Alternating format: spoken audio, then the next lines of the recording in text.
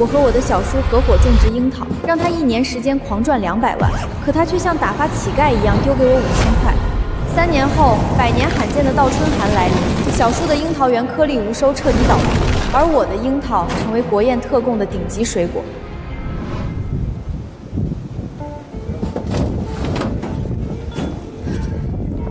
周老板，今年的倒春寒害得我们集团差点都收不到好樱桃了，幸好你这里还有，而且品相还是顶级的。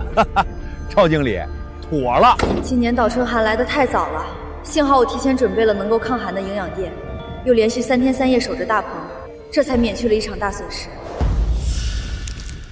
好在经过1年的努力，我已经成功培育出了能够抗寒的樱桃种子，只要今年播种的时候种下，到时就再也不怕倒春寒了。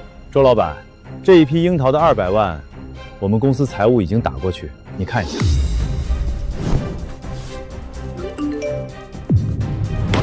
妥了，赵经理，钱到账了，合作愉快。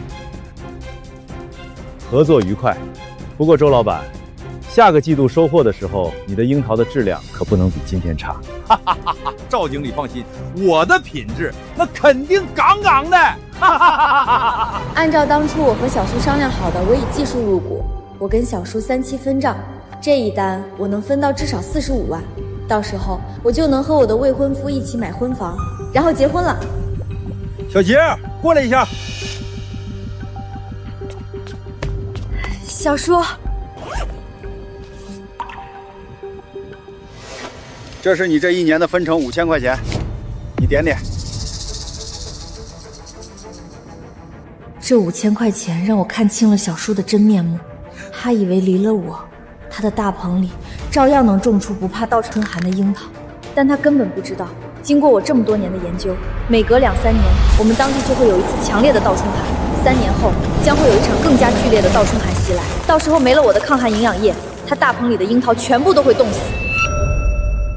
嫌少，你就消停给我使劲干，明年行情要是还这么翘，我再给你拔1000块钱。叔，当初咱们白纸黑字说好的，我以技术入股，利润3期分账，今年的总利润超过了150万，按照约定，我该拿45万。45万？你凭啥？凭你是个大学生吗？而且这1年来，你不就是每天给樱桃苗子浇浇水、除除草吗？这3年来，我每天含辛茹苦地照顾你贪小便宜买的这批不耐寒的樱桃苗，到头来在你这个亲叔叔眼里，我就只是浇浇水、除除草。而且这些年你吃我的、住我的，这些难道我不用花钱吗？叔，如果没有我的营养液改良土壤，这块地根本种不出符合湖田集团标准的樱桃。这些年我做营养液研发和樱桃苗改良，投入都超过3万块了，这5000块根本不够。我跟你说，少给我整这套啊！啥营养液，啥樱桃苗改良，别以为你念了个什么重点农业大学就能回来教老子做事儿，赶紧给我干活去，别在这磨牙。就这5000，你爱要不要？这1年来，我每天在田地里担惊受怕，倒春寒、零下10度的天气，我在大棚3天3夜不睡觉保护着樱桃苗，而你却每天坐在办公室吹着空调喝茶。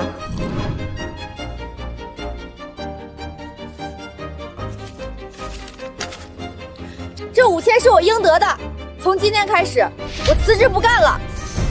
我呸！还真拿自己当棵葱，别以为读个破大学就能跟老子平起平坐了。我告诉你，在这农村，离了我，你连个响屁都放不出来。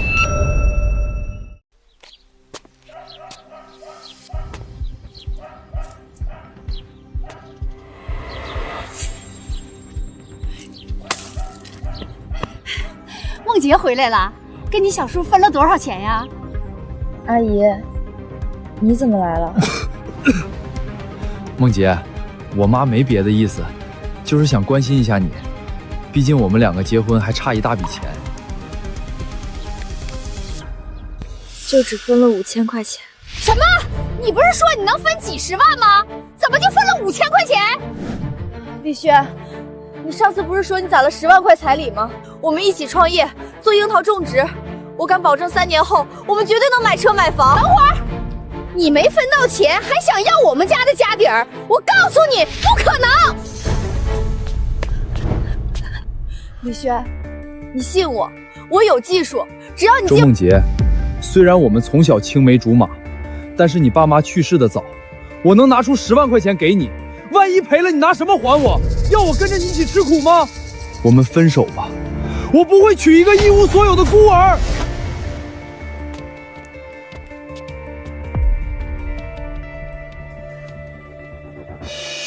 你要分手？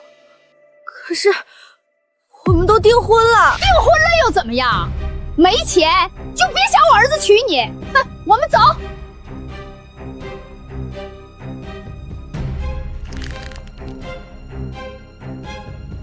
原来在他眼中，7年的感情远远没有我赚了多少钱重要。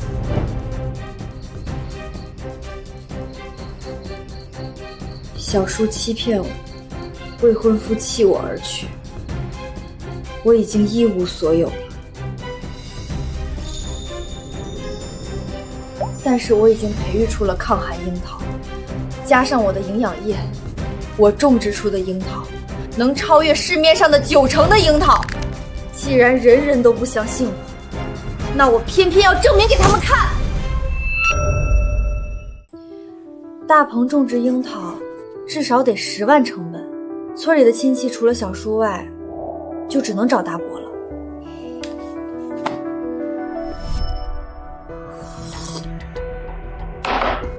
你想借钱弄大棚种樱桃，小学你小叔？大伯，我只借10万，3年后我连本带息的还给您。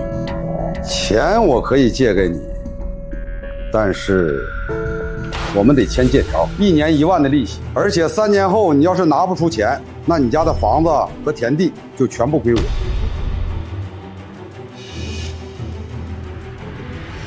就这5000，你爱要不要？订婚了又怎么样？没钱就别想我儿子娶你。好，我签。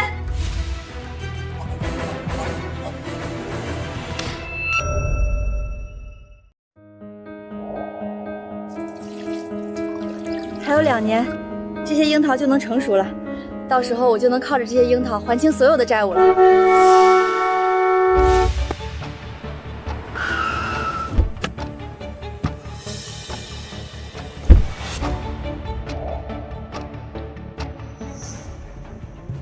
梦姐，我听说你找大哥借了10万块钱，弄了一个种植樱桃的大棚。哎呀，梦姐，学我们种植樱桃很正常，毕竟我们家的樱桃今年大丰收呢。你看这辆车就是我们新买的，那就恭喜小叔和小婶了。梦姐，别说当叔叔的没劝你，你一个小丫头种不出来好樱桃的。你现在给我低个头，认个错，我还能帮你去跟大哥求求情，延缓你还钱的时间，并且还能让你继续回我的果园干活。至于工资嘛，1年给你开6000块。1年6000，小叔，这钱你还是留着买防冻膜吧。这2年会有极其严重的倒春寒，你最好提前做准备。倒春寒？你该不会真以为去年倒春寒是你救了我的果园吧？我告诉你，就算这倒春寒再严重10倍，我大棚里面的樱桃也不会出任何问题。小叔，如果没什么事儿，我就去照顾樱桃了。呸！真是给脸不要脸！2年后我等着看你来跪着求我收留你。最多还有2年，肯定会来一场倒春寒，到时候你们就是我翻身的本钱。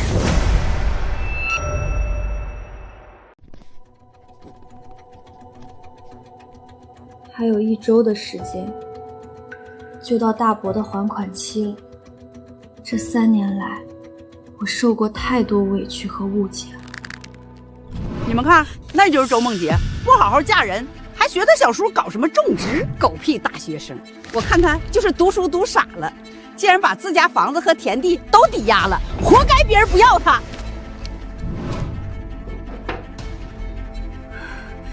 再去地里看看吧。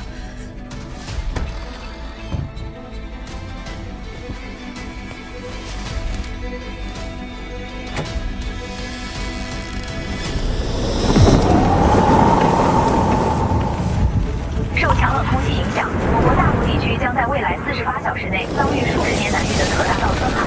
此次寒潮将导致全国多地果园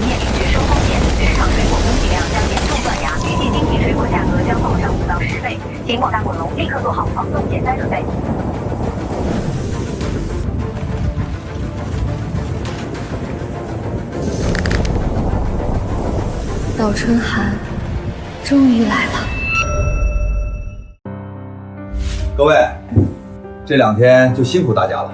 等今年的樱桃采摘结束，我给大家一人包个大红包。周总，威武，我敬你一个。老周，你快看看，这怎么突然下起雪来了？老周，这会不会把我们的樱桃都冻死啊？要不要我们提前去采摘了，放仓库里？怕什么？倒春寒我们又不是没经历过，让它下，反正不会影响到我的樱桃。我们接着喝。这场倒春寒最担心的应该是我的侄女周梦洁，她的那些樱桃树怕是熬不过今晚喽。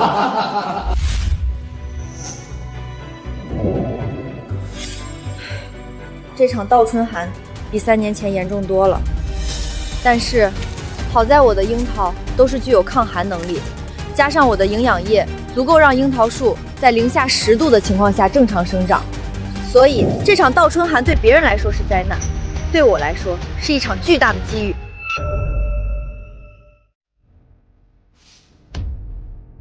老周，这雪下了一整夜了，我们要不还是去果园看看吧？我们果园往年不都是这样过来的，有什么好担心的？而且今天我们有更重要的事情做。昨晚下一整夜的大雪，周梦洁那丫头大棚里的樱桃树肯定全部都被冻死了。那你的意思是，我们做长辈的怎么也得去慰问一下吧。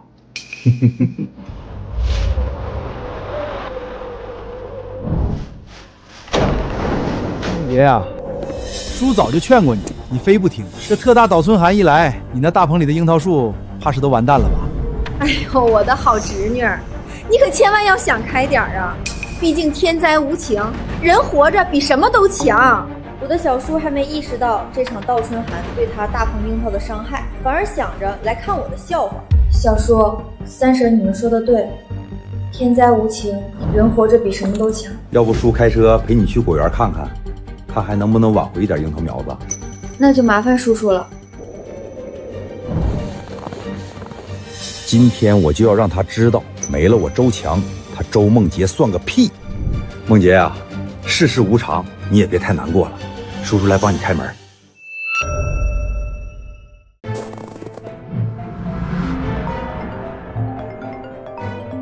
这时候谁给我打电话？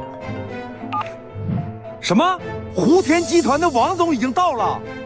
好，我现在马上过来。老周，咱们还没看周梦洁那些冻死的樱桃树呢。那些破树有什么好看的？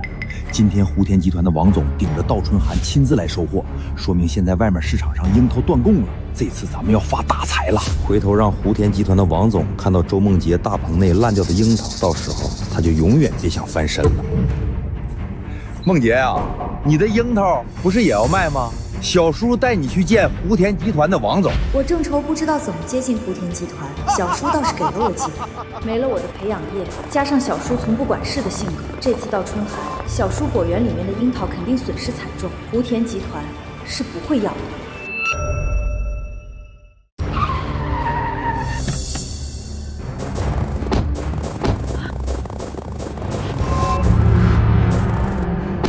王总，您看这大冷天的，您怎么还亲自跑一趟？周老板，今年全国突发特大倒春寒，南方几个省的果园全军覆没。集团要求立刻锁定所有幸存的精品货源。集团的赵明经理跟我推荐了你果园的樱桃，说3年前倒春寒，周围3个县只有你的果园樱桃没受到影响，所以我第一时间来到了你这里，看看有没有货。王总，你来我这里就是来对了。别人家的樱桃怕倒春寒，但是我周强家的樱桃不怕。就算这倒春寒再强10倍，我的樱桃都不会有任何事儿。好，现在就带我去看货。只要你的樱桃达标，你果园的樱桃我全部按市场价2倍价格收，而且我还每年给你1000万的采购合同。什么？2倍价格？那岂不是1斤就能赚几10块？还有1000万的合同，这下老周又要发大财了。前几年的倒春寒，老周的樱桃可是一点都没事。王总，您跟我来，我的果园就在前面。3年前的倒春寒是因为有我，而我小叔根本不知道倒春寒会对樱桃造成多大的伤害。这一次，小叔要损失惨重。这种竹基结构的温室大棚，使用寿命也就3到5年。如今3年过去了，没想到小叔赚了那么多钱。温室大棚结构使用依旧是最便宜的。王总，你看，这就是我的大棚。这种温室大棚都能不惧倒春寒，看来周强这人有点技术。周老板，开门吧！只要你们樱桃够好，1000万的合同，我马上签字。王总，您就看好了。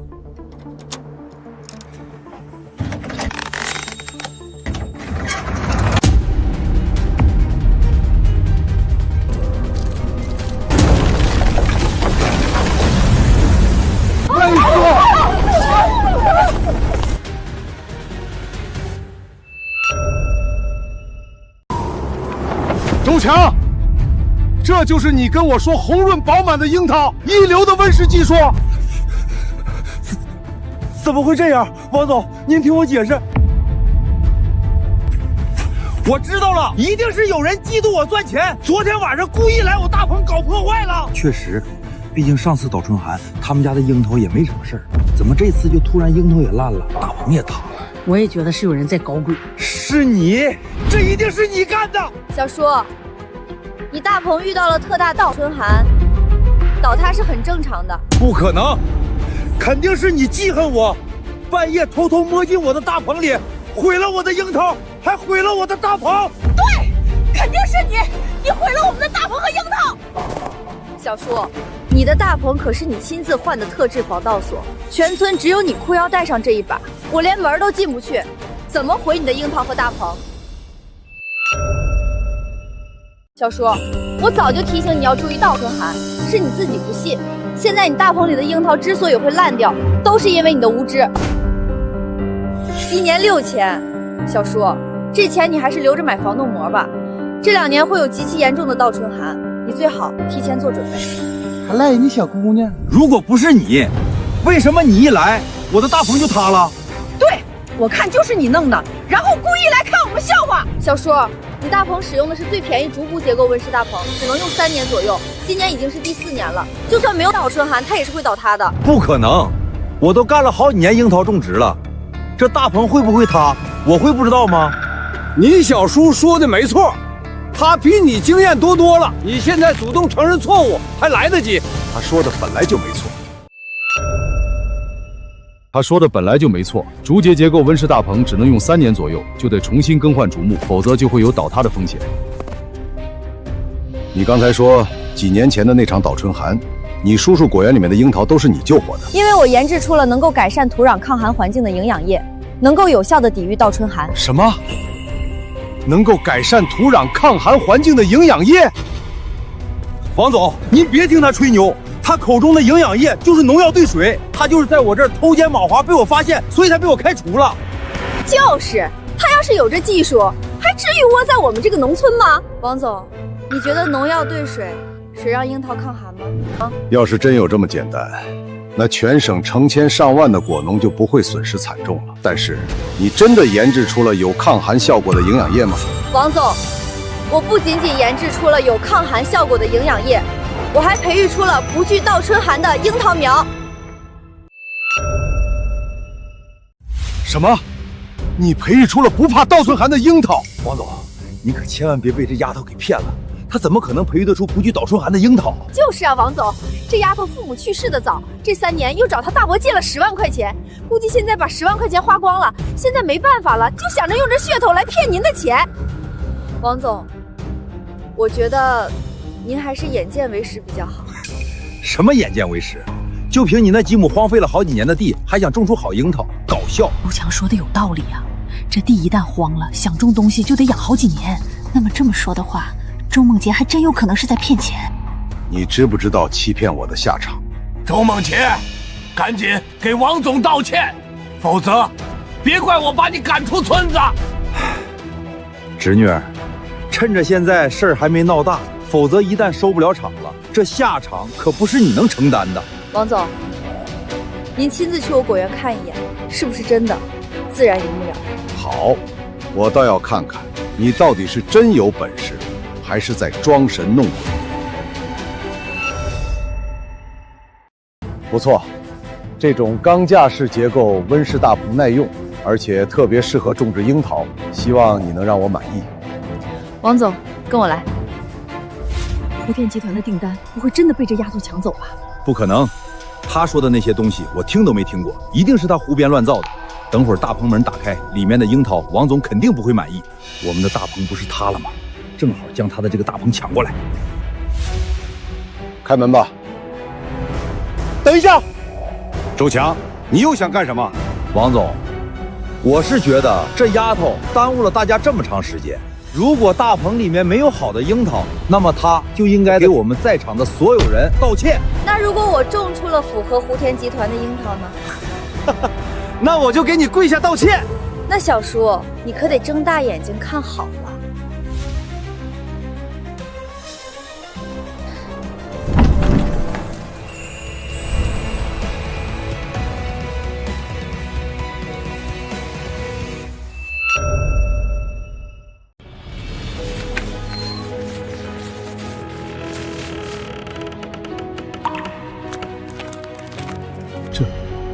这色泽，这水色，这都是1等1的极品樱桃啊！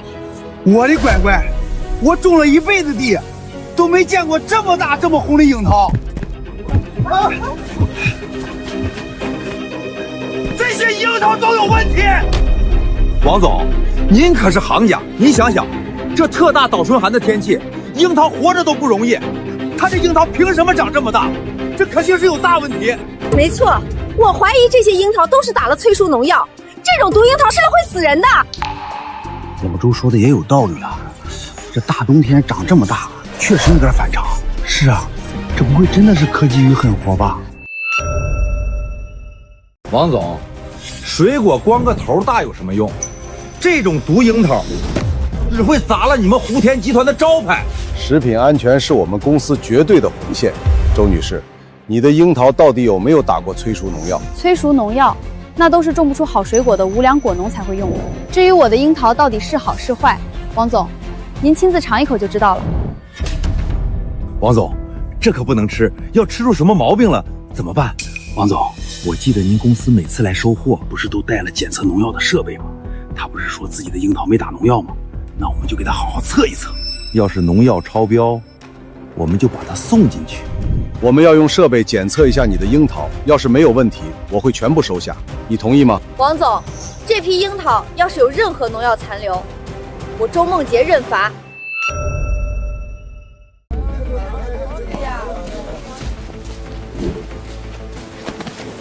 王总，待会儿这樱桃的农药残留过多，您可不能放过它。就是。你现在还有反悔的机会，一旦检测超标，后果就不用我多说了吧。王总，您尽管检测，一切后果我自行承担。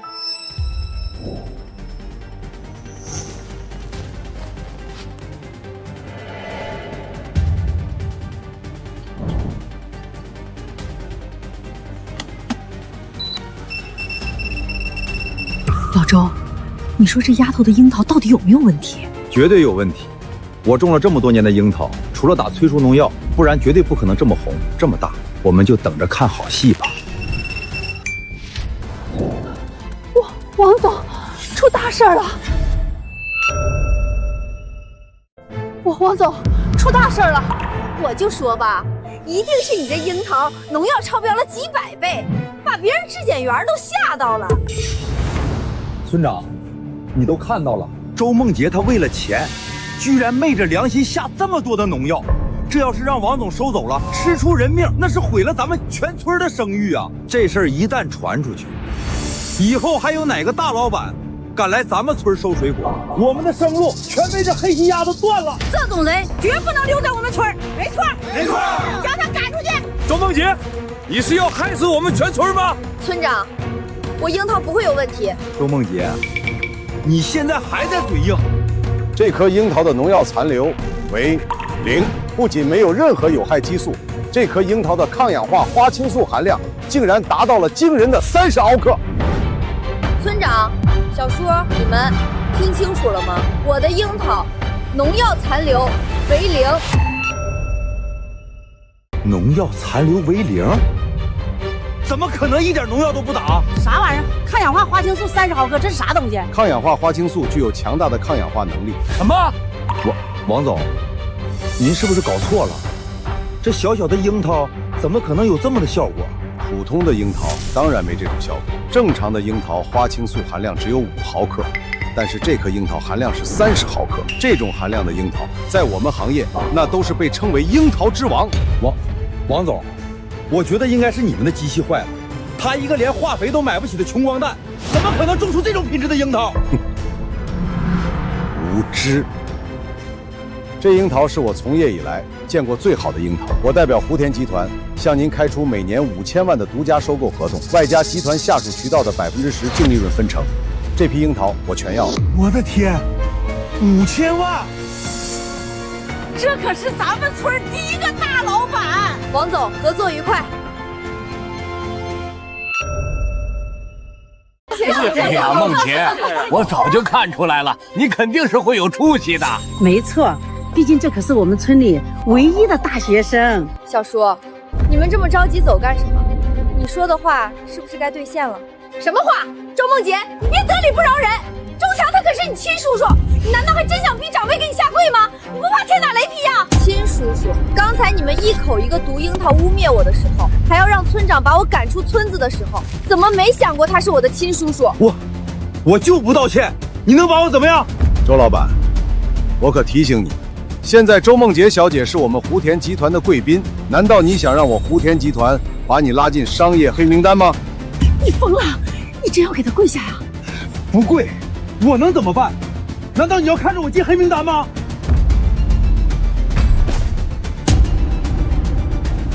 叔叔，以后做人可要实诚一点。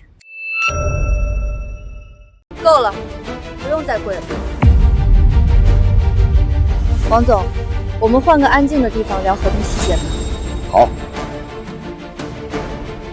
老周，现在湖田集团的王总护着他，还给他每年1000万的订单。等他以后成了千万富翁，以后这村里哪还有我们的立足之地啊？千万富翁，那也得他有机会得到这笔钱才行。老周，你有办法对付他了？没错，周梦洁她现在和王总只不过是签了意向合同，大集团的打款最早都得1周，而周梦洁为了建这个钢架大棚种植樱桃，拿家里的房子和这片地做抵押，找大哥借了10万块钱，还款期就在这几天。你的意思是，趁着湖田集团的钱还没到账，我们去找大哥逼他还钱，只要他拿不出钱，这片价值几千万的极品樱桃大棚就是我们的了。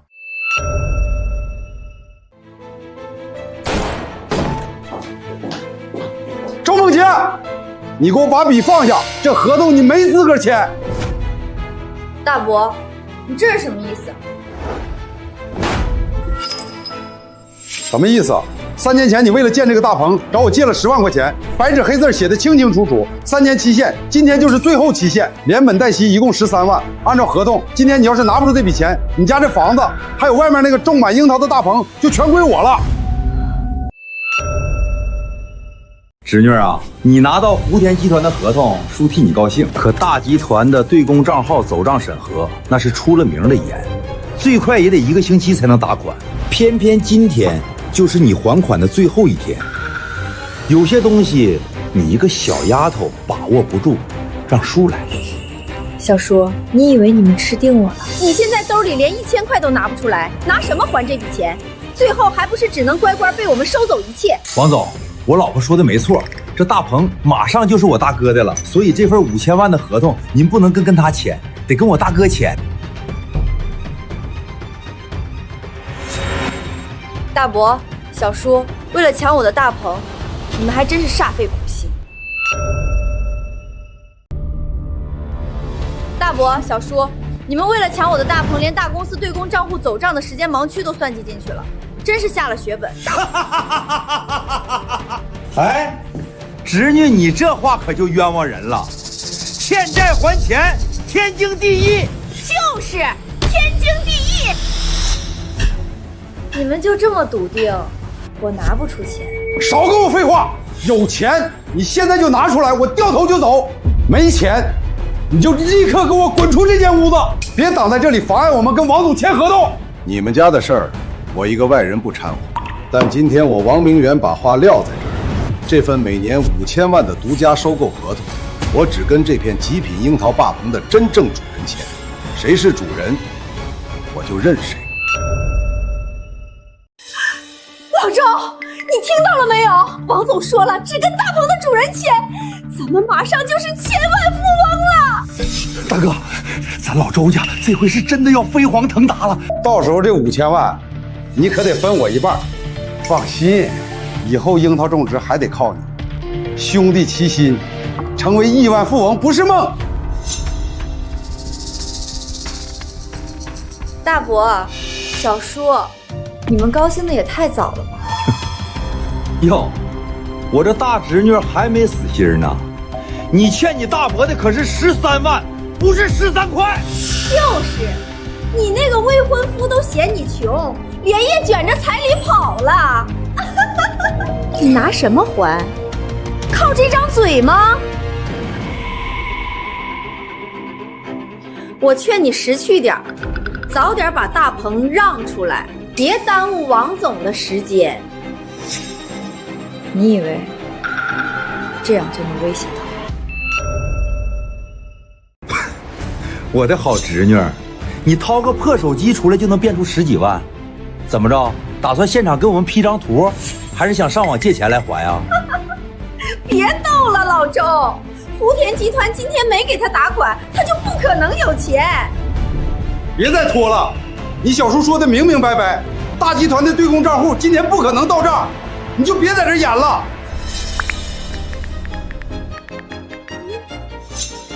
大集团的对公账户确实满，但是你们难道不知道还有一种东西叫特批资金吗？什么意思啊？什么特批资金？意思就是你们的美梦碎了。个10、百、千、万、10万、100万、100万，你怎么会有这么多钱？这钱真的是你的？大哥，这个钱就是他故意让看的，肯定是 P 图，有本事就让他转出来。这钱你转出来了，我们才认。大伯，那我现在就把欠你的钱给你转过去。银行卡到账13万元。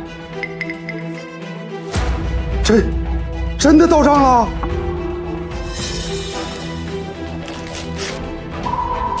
大伯，我们两清了。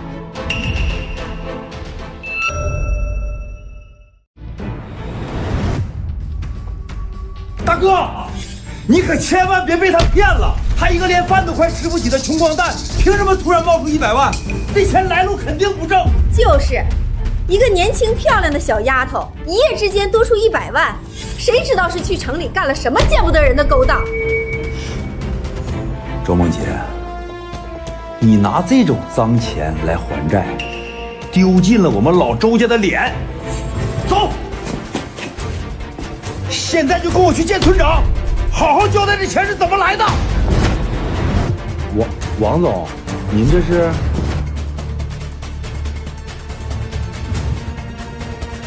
这100万是我打给他的。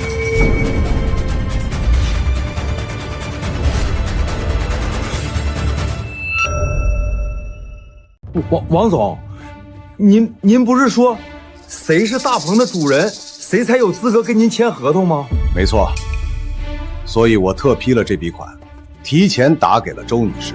现在她欠债已清，这片大棚唯一且合法的主人就是周女士。你们想利用大公司走账的时间差来强取豪夺，真把我们胡田集团当瞎子。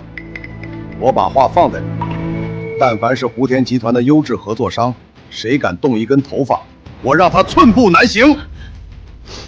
小叔、大伯，我早就猜到你们一定会拿这张欠条做文章，所以我和王总从一开始就在等你的律举。周梦洁，你这是设套坑我们，故意让我们在王总面前出丑。大伯、小叔，从今往后，咱们两清。梦洁啊，大伯不是这个意思，都是他们怂恿我的。其实大伯压根儿没想催你，以后果园有啥事儿，你尽管开口，大伯第一个上。不必了，从今天起，我的果园由福田集团全面接手，而我是福田集团聘任的技术总监，专门负责给集团旗下的优质合作社提供樱桃种植技术和营养液。所以，劝你一句，别再打我果园的主意。福田集团的法务部只吃素。完了，彻底完了！我的樱桃大棚没上保险，我还欠着外面200万。周强，你当初为什么要克扣周梦洁的钱？要不是你把她逼走，她还能替咱赚钱。5000万的合同，那本来就是我们的。你现在说这些有什么用？当时你怎么不拦着我？你不也跟着数钱乐呵呵的吗？周强，我知道你在里面，给老子滚出来还钱！再不开门，我卸你的门！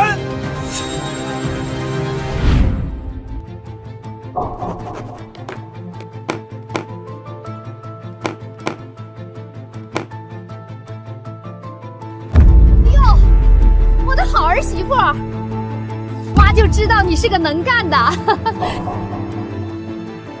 你们来干什么？梦洁，前几天说分手，那都是我妈考验你的气话，你别当真。这10万块彩礼我一直给你留着呢。我妈说了，明天咱俩先去把证领了。领证？李轩，当初你们全家嫌弃我是一无所有的孤儿，在我最困难、最需要人的时候，头也不回的走了。现在你让我重新接纳你，你觉得可能吗？哎呀，你们可是青梅竹马嘛，夫妻哪有隔夜仇？再说了，你虽然签了5000万的大合同，但你一个女人家哪管得过来这么大一笔钱？等你嫁进我们李家，让我儿子帮你管着，你多省心。是啊，梦洁，到时候咱俩夫妻合力，我来管钱，你来管事儿，多好。李轩，你们是还没睡醒吧？周梦洁，你这话什么意思？我可是真心实意来跟你结婚的，这不一直是你想要的吗？周梦洁，你可别给脸不要脸！你一个没爹没娘的孤儿，我儿子能不计前嫌娶，那是你几辈子修来的福气。你还真以为签了个合同就飞上枝头变凤凰了？按我们李家的规矩，女人嫁过来，钱和产业统统归男方管。规矩？你们李家的规矩就是拿10万块的廉价彩礼来换我的5000万，这算盘打得可真响。梦洁，你怎么能这样跟我妈说话？快给我妈道歉！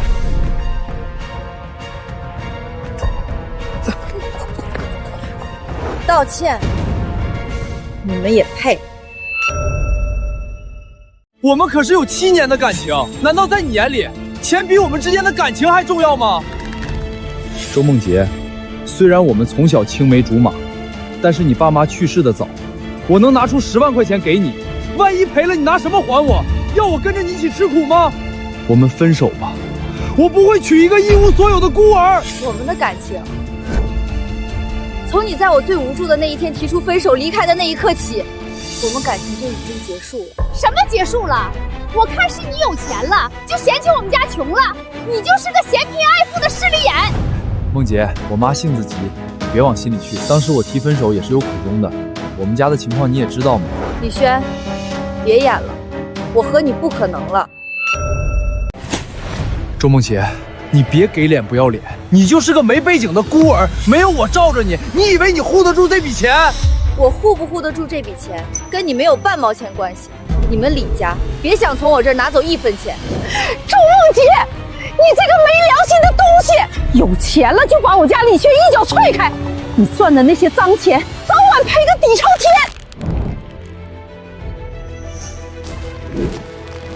村长，您可得给我们评评理呀！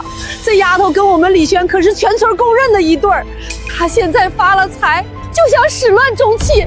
这要是传出去，我们李轩以后还怎么娶媳妇儿啊？对呀，村长，您可得帮我做主啊！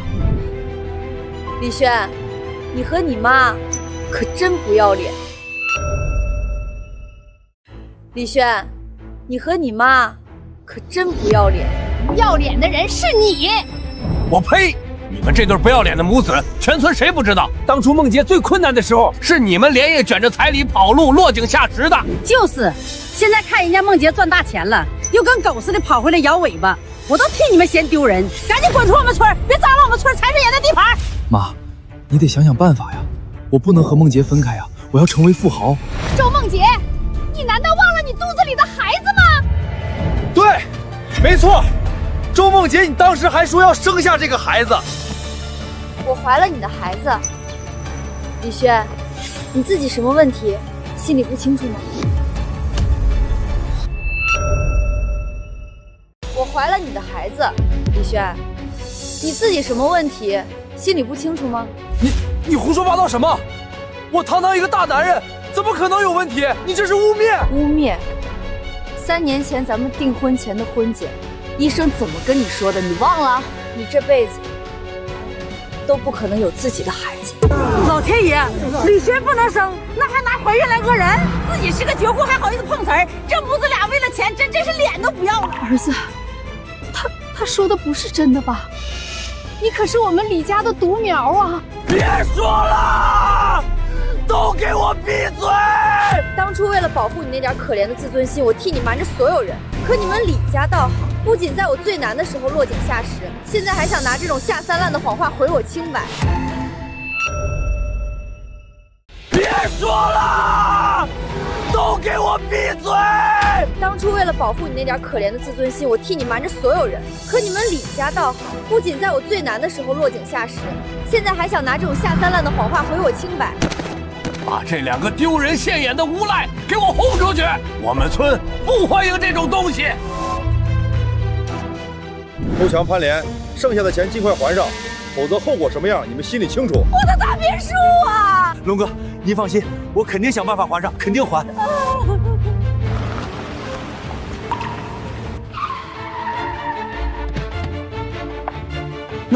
那是我侄女梦洁。